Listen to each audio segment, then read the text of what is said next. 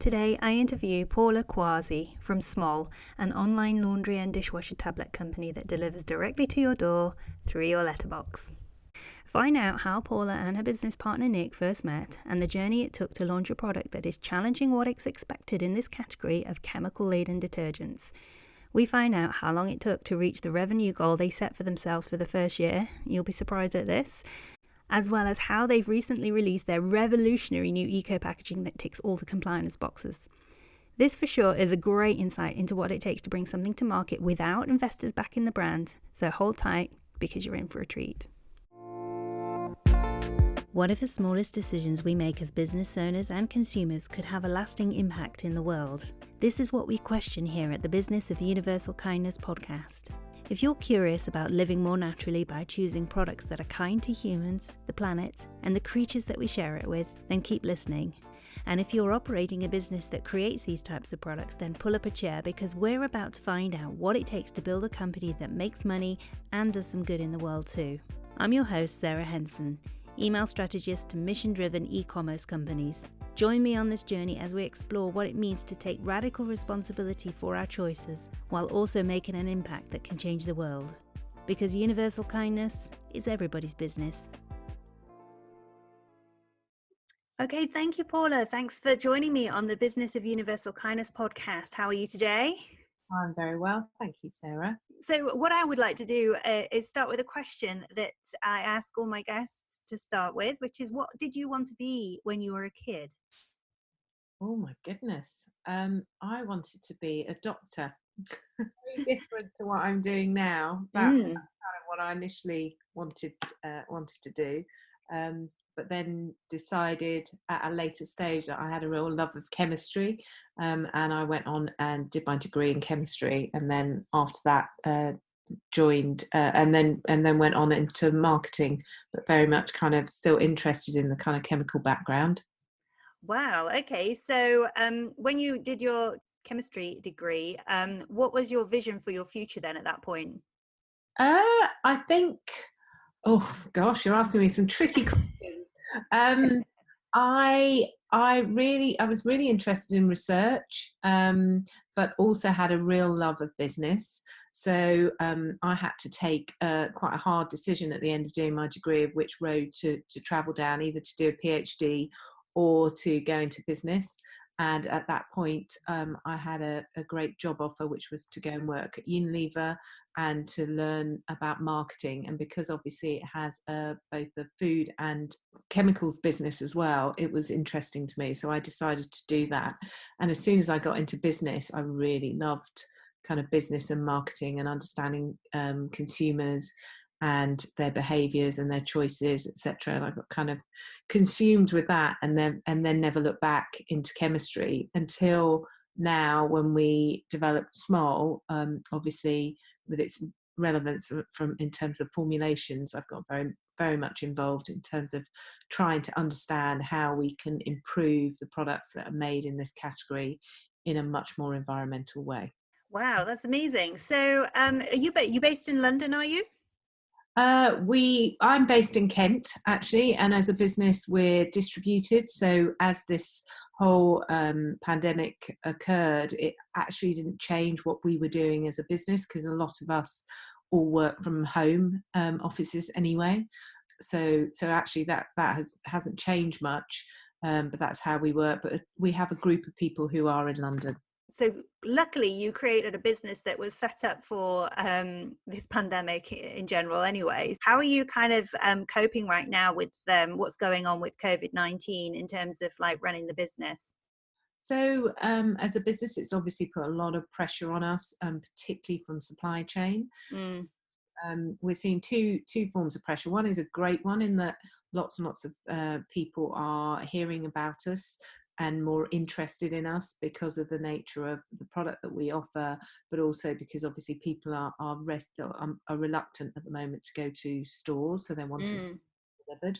So from that aspect, we're seeing a lot of customers coming in. We're seeing a lot of interest in the brand. And then from the other angle, which is a much more trickier one to manage, is the kind of whole supply chain.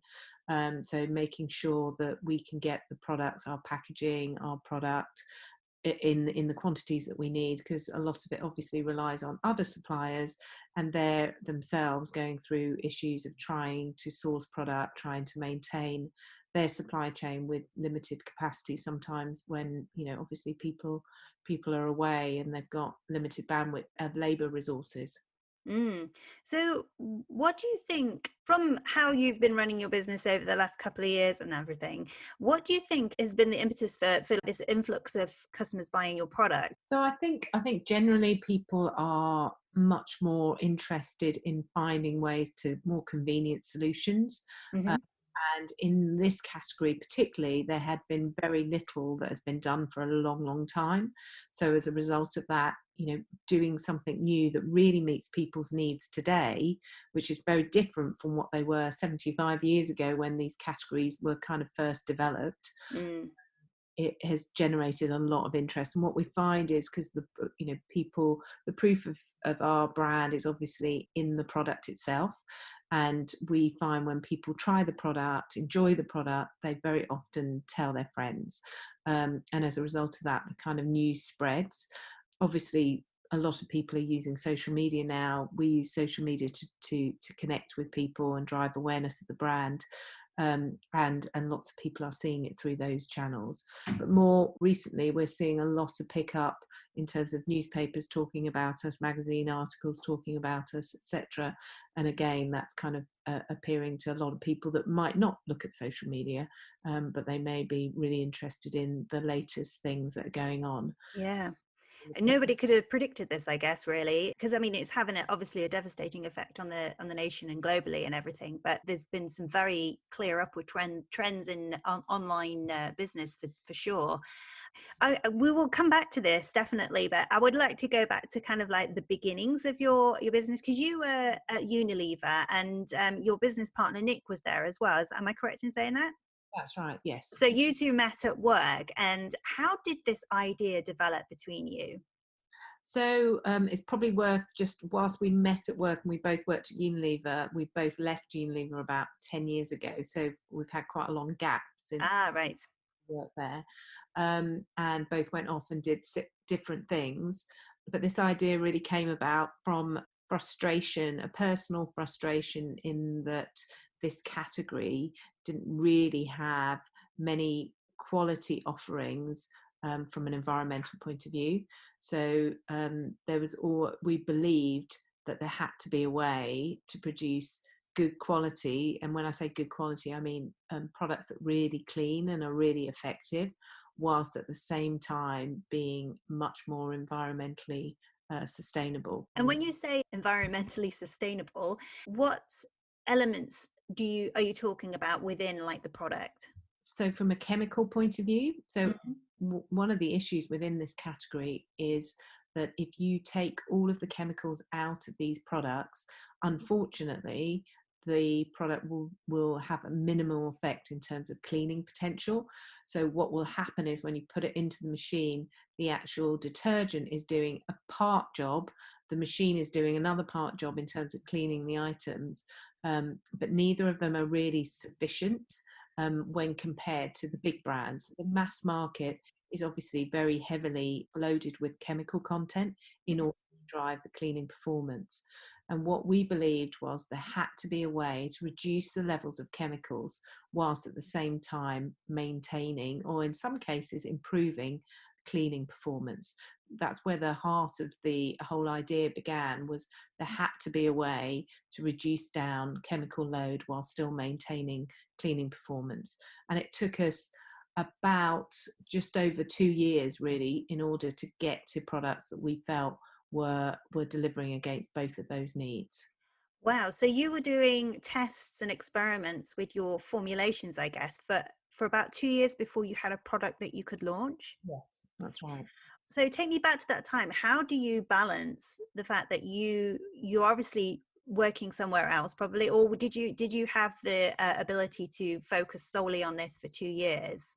No, so both Nick and I were working.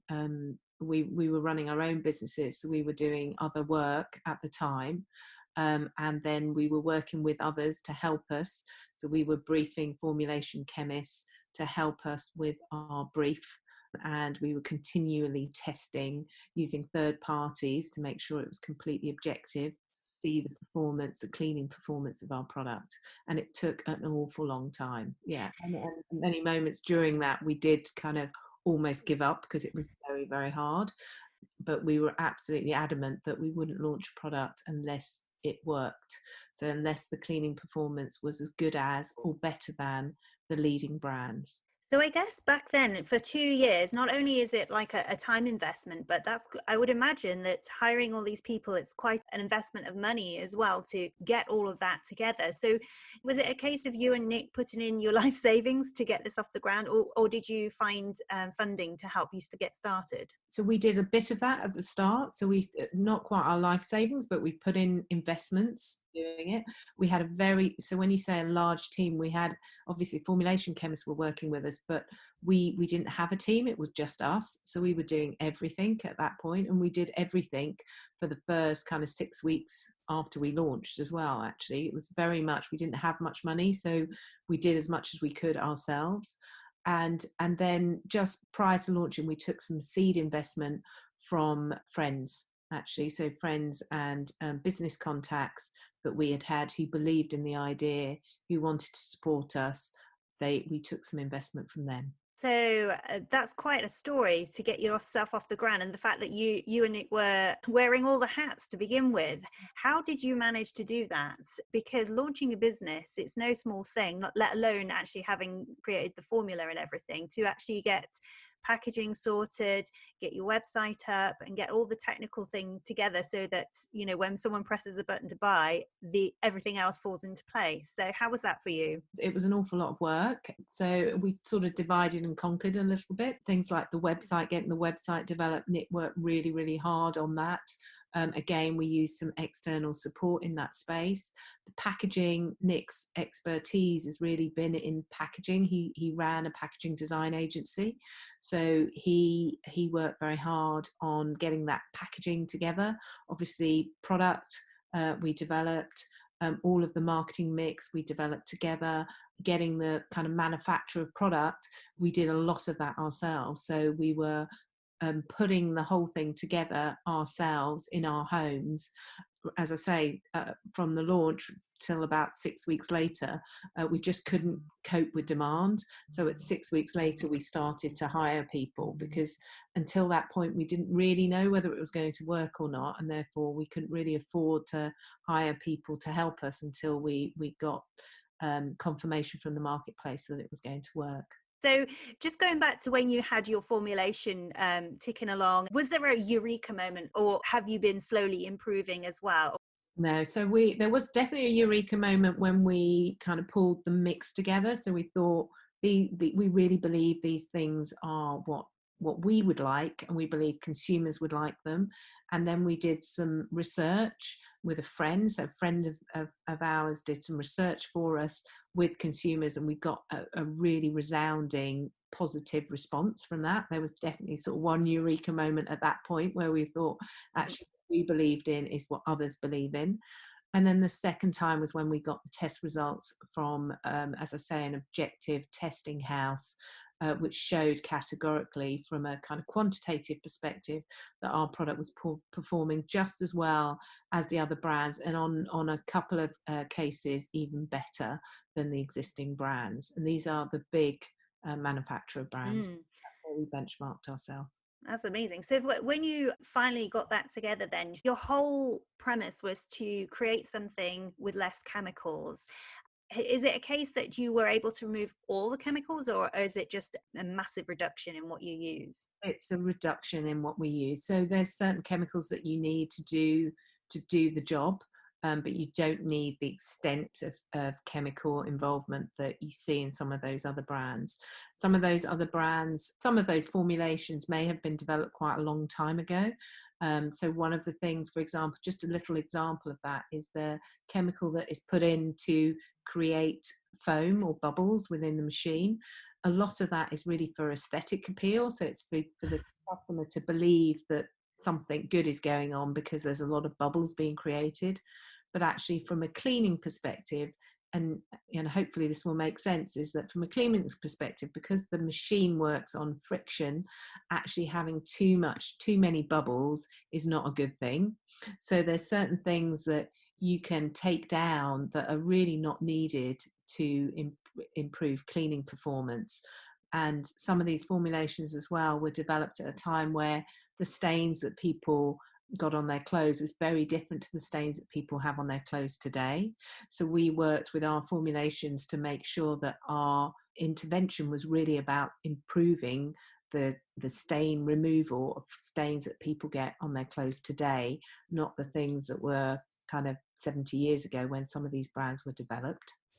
So I'm really curious about, because obviously you and Nick had this idea together.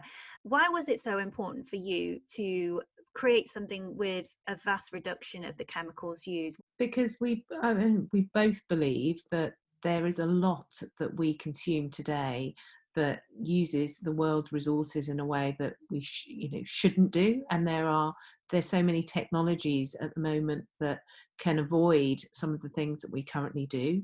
So it was we just had a real belief that it didn't have to be this way. The other belief was that we didn't believe that to do the right thing, to buy environmentally sound products, should have to cost the earth. So, a lot of these products are quite expensive. And as a result of that, they're really not, then they're not democratic. They're not there for everyone, because some people can't afford it. Even though they want to buy products that are making the right choices, they can't afford to do so. So part of the two-pronged approach of our brand was really about getting product that works just as well as the big brands with a lower chemical content, but also, and really importantly, getting them to consumers at a price that they could afford. So we were always trying to get to a price that was better than the leading brands. And we found a way of doing that by cutting out the supermarket, or cutting out the middleman, as we often call it, which takes a big chunk of the profit margin.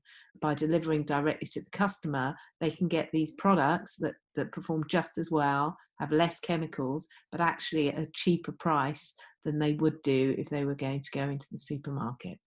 Just in case people are wondering exactly what this product is in terms of how it gets to them, they come in little packets through the letterbox and they're ready to use from the packaging. But you've had quite a development over the last few months, haven't you, of your packaging? Because from the start you used recyclable plastic, didn't you? Mm-hmm. And can you just kind of talk us through the journey from that packaging to what you've got now? Thank you, Sarah, because I think that it's quite important to kind of, we've moved on quite a lot in the last few weeks, but it has been a journey. So when we started, as you can imagine, the environmental aspect of our brand was really important to us, and therefore packaging was really important.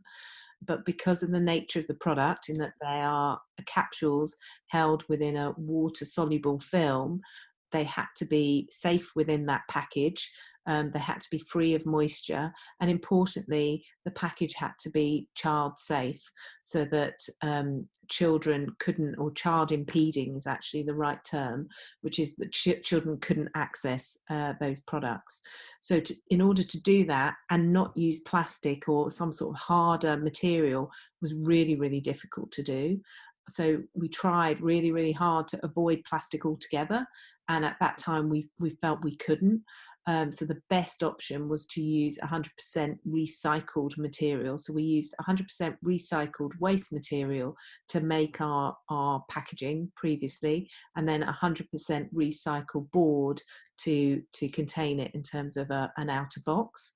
What we've moved to in the last 3 weeks is we've taken out the plastic altogether, and this has literally been another kind of year and a half of really incredibly hard work to move away from plastic altogether to a pack which is now child impeding, safe for the product, and can be used for both our laundry capsules and dishwasher tablets, and it's completely plastic free. And we believe it's the only pack in the world that contains laundry capsules which is completely plastic free. We have applied for a patent on it, and that's going through the patent process now. When you did launch your products, did you have the full complement of choice that you have today? So when we launched laundry capsules, and we launched both bio capsules and non-bio capsules. The difference between the two is that biological capsules contain enzymes and non-biological capsules do not. Enzymes are required and really help in digesting certain food stains, but for some people they have sensitivity towards enzymes, and therefore they prefer to have non-bio formulations. So we launched both of those products and at the start, and then about 9 months later we launched our dishwash tablets. Mm. How long have you been on the market then? When was it that you launched? So we are now just over 2 years old. And how was the growth of the business since you first started? Okay, so just to give you a kind of idea, when we launched, as I said, Nick and I were doing everything, and we didn't have any idea how it would go. We set ourselves an annual target based on how e-commerce brands of this type work in the UK, and we hit that target within 12 weeks. So you can imagine it has gone incredibly quickly. The product just was rushing off the shelves, as it were. We couldn't make it fast enough. And over the period from then until now, we have put manufacturing capability in place. We've scaled up our team, etc., in order to function the way that we do today. We send out thousands and thousands and thousands of packs every single day, and our customer base grows every single day. So we get lots and lots of new customers finding out about us on a daily basis. Well, that must have been an extremely exciting time. After 3 months of being on the market, you've hit your yearly revenue. Why do you think it was so successful so quickly?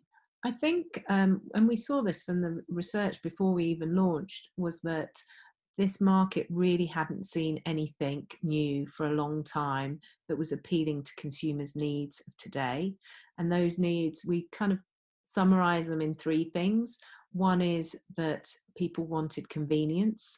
We're all really incredibly busy.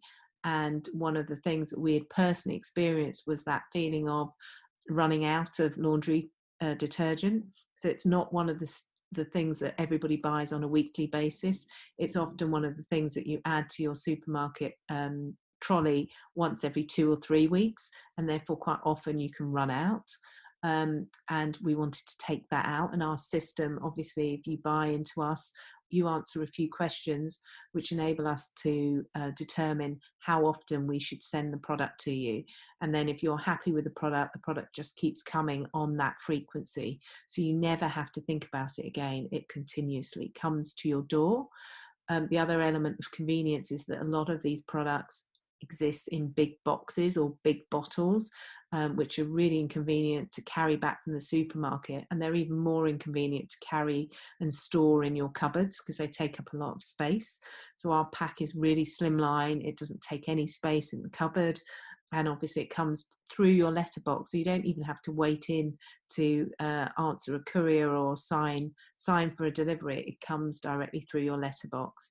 So it's super convenient. So that's the one big thing. Second thing was price. And by cutting out the supermarket, we could get to a great price, which was much more affordable than the existing brands, let alone the environmentally friendly brands.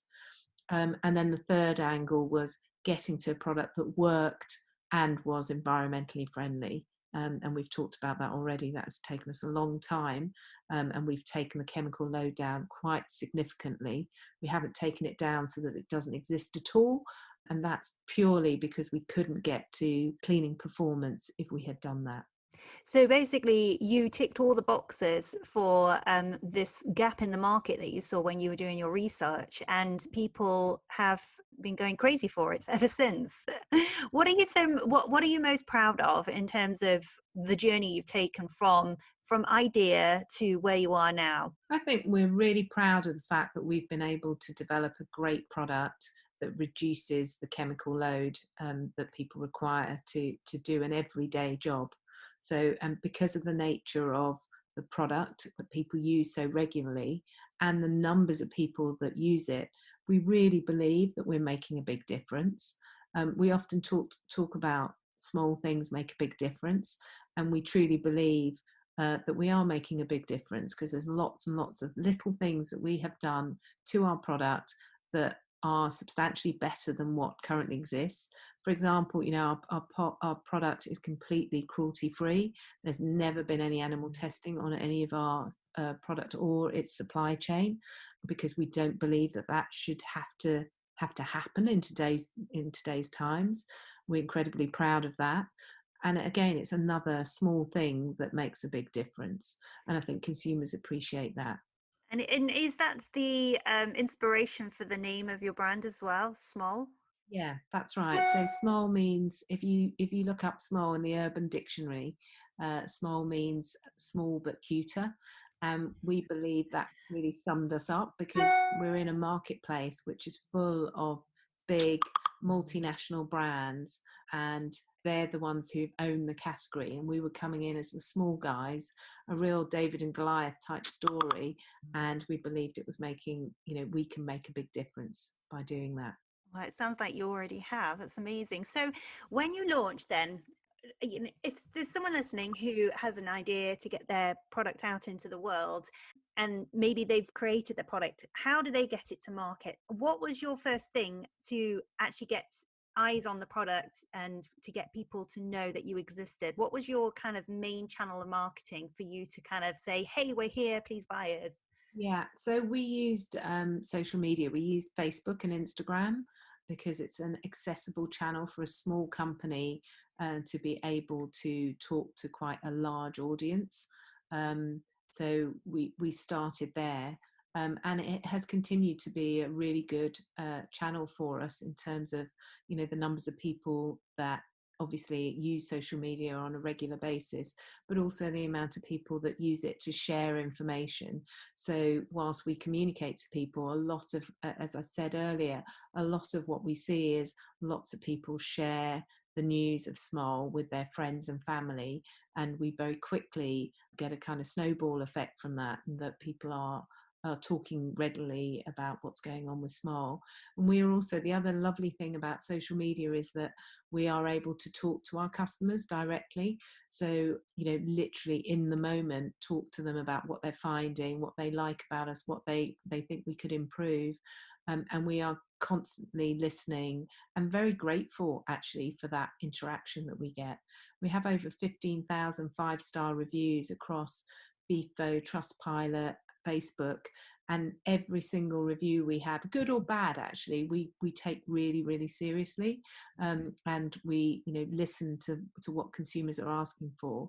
And part of the drive to get out of plastic, we've obviously always wanted to do that right from the start, but consumers wanted us to do that, and it gave us even more impetus to make that happen as quickly as we could. Wow. It's incredible, the power of social media and the power of referrals, because that's how I found out about you. A friend of mine posted their picture on Instagram. I was like, wow, that's interesting. And I got on your free trial. So you still do your free trials? Yes, we do. We do, because we believe that people need the opportunity, particularly with products like this, to try them and see if it suits them.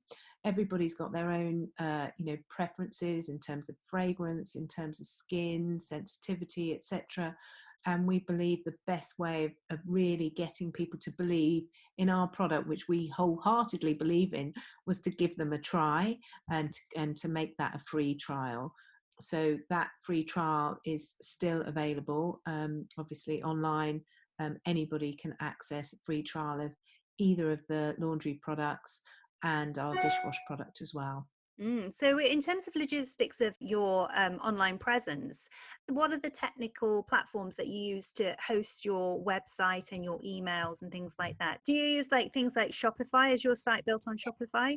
We do. We host on Shopify. That's right. Okay, and what email service do you use to be able We to communicate with your customers? we use Zendesk as our customer service platform. And how have you found email marketing for you? I mean, obviously, your social media channels are your way to get your customers in the door. How do you communicate with your customers continually? Do you use email, or do you still heavily rely on your social media channels? Well, we use both. So we use our social media, obviously posting on our on Facebook, posting on Instagram from an organic perspective, as well as advertising on both of those platforms. And then we do also use email. We try not to use email too much, to be honest, because we believe that people don't want to be inundated with emails from brands. From that perspective, we don't use it hugely, but we do, when it's relevant, use email communication as well. Obviously, email communication to let people know when their packages are about to be sent and to confirm their orders. That happens as a matter of course, but in terms of marketing activity, we don't use email that much.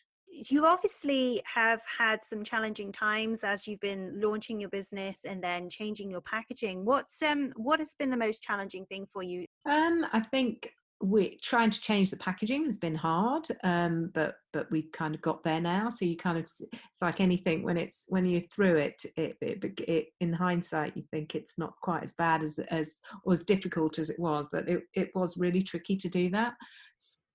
Growing is hard. It's a good thing, but as you grow you need more resources and more people, and that obviously puts strains on the business because it's new growth, but that's really enjoyable as we get to much more resources to help us do the things that we've wanted to do. We've got many more plans for innovation, so we're working on those things as well. So I think those are things that do put pressure on us. The pandemic has been hard. Obviously nobody's ever dealt with anything like this. The thing that we don't moan about it, because there are a lot of businesses out there that have obviously suffered in that their whole marketplace has fallen away as a result of the pandemic, whereas we've been in the opposite situation where we've had huge amounts of demand. Managing supply chain has been tricky, but we've been able to do that. So it's not something that we kind of want to moan about, but it has been hard. With the whole concept behind your brand, with you wanting to be a bit more environmentally conscious in that, how do you personally embrace that yourself? So I think I speak from Nick as well, that we are very environmentally aware. We use products that are going to reduce our environmental footprint. We're very conscious of the packaging that we use.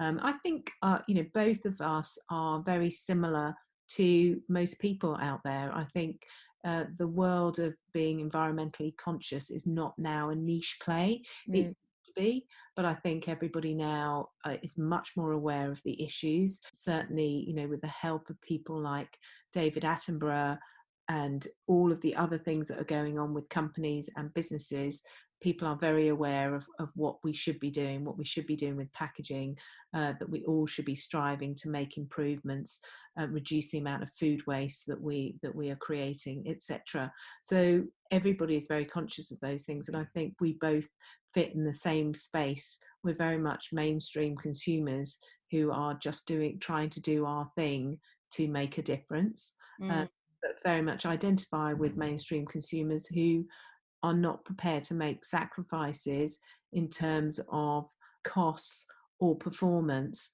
with these types of products. And that's why it was so important to us, really, because we believed that there was a lot of people out there like us who wanted to do the right thing, but they wanted the products to work and they wanted to be able to afford them. So, what other brands do you see out there that you think, wow, they're doing a really good job, and you're quite impressed with how they're tackling issues like this? There's lots of brands out there. I mean, an online brand that we love is a footwear brand called Allbirds. Yeah, so they're doing some great stuff around kind of sustainable ways to wear footwear. There are lots of other great brands who've moved away from a packaging perspective and are doing great things, but they tend to be the smaller brands. So Who Gives a Crap is a great brand as well, that's obviously online developing. They've developed toilet roll, which is much more sustainably sourced. They're delivering it online, and therefore enabling customers to get the benefit of those costs. There's lots of players like the toothbrush brands that are doing interesting work, trying to get away from plastic in toothbrushes. So there's lots of lovely small brands. There's brands out there that are producing shampoo in tablet form or toothpaste in tablet form to avoid plastic packaging, and enable people to access those types of products in a different way, in a much more sustainable way. I think that's amazing that I think businesses and brands are responding to how consumers are more conscious of what they're doing and they're listening to what people are wanting.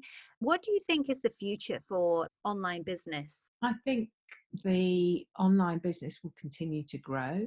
I think there will always be people who will prefer to shop in store, and I think that's good because that gives everybody choice. But I think just because our lives are getting busier and busier, that people will continue to want to buy things online and benefit from that convenience. And where brands can also bring price advantage from doing that, I think it will cause it to grow even further. So I think ultimately there's a lot more growth there for online businesses, but there will come a point where we'll reach a position where online has got to as far as it's going to get to, and physical stores will, get to a place where they can maintain their presence too. What would your advice be for someone who might have an idea, just like you did back when you first thought about smol? What advice would you give them to get started or get their idea out into the world if it's something that's going to make a big impact in the world somehow? I think I would say if you really believe in it, go for it. And I think it's just trusting in your own instinct and belief. And if you've got a strong enough passion to do something, the work that's required to get a product to market is huge. And therefore, if you've got the passion to do that, I would go with your instinct and give it a go, because you never really know until you bring it to the marketplace. Well, thank you so much for joining me today, Paula. Where can people find you and get their hands on a free trial of your smol? Anyone can easily access us by just Googling smol, SMOL, but our website is smolproducts.com. You can also access us from Instagram and Facebook under smol as well. Oh, that's amazing. Thanks ever so much for joining me today. Thank you, Sarah, for having me. You've been listening to the Business of Universal Kindness podcast with me, Sarah Henson. If you enjoyed the show, then please subscribe and leave a review so that more people can find it and join us on this journey. Find the show notes and more episodes of this podcast at sarahhenson.co.uk/podcast. Music is by Studios On It from Audio Jungle.